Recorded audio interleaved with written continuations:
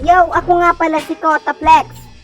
So pag-uusapan po natin ang mainit na parating na laban ngayong August 27, 2023. Dahil pag-uusapan po natin ang tensyon sa pagitan ng dalawang kalahok sa balasador ng Wasakan Rap Battle League na si Jam Balasador kontra sa payaso ng Rap Battle League na si Silent Joker. Nagsimula ang sagutan ng dalawa mula sa post ni Silent Joker, nakakatapos lang daw niya at pachill-chill at wala siyang pakisalaban niya. Na dahilan kung bakit napikon ang balasador ng Cotabato na inimumungkahi umano ng payaso na hindi siya mahihirapan sa kanyang parating na laban this coming 27. Kaya bumawi ang balasador na paiyakin daw umano ang payaso.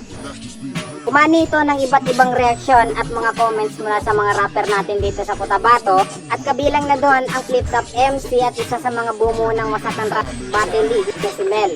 Na dahilan kung bakit kapanapanabik ang parating ng laban ng dalawang kalahok this coming August 27, 2023 sa Bella Resto Bar. Na maskin si Biggs ay panunurin daw ang kanilang magaganap na laban. Malapit ng kanilang laban ngunit patuloy pa rin sa pagpaparinigan ng dalawang kalahok. Parehong hindi nagpapatalo ang dalawang battle MC dahilan upang abangan natin ang kanilang laban dahil malamang magiging napaka-interesting at tense ng laban na ito. Kaya para sa atin na itatig sa August 27 dahil mismo ako manonood ako ng hindi nyo kilala kung sino ako. Kayo, sino sa tingin nyo ang mananalo sa dalawang ito, guys? Jam Balasador ba o ang payaso ng Wasakan Rap Battle League na si Silent? So hanggang dito na lang, guys. Ako nga pala si Kota Flex ng Cotabato City. Yo, peace out!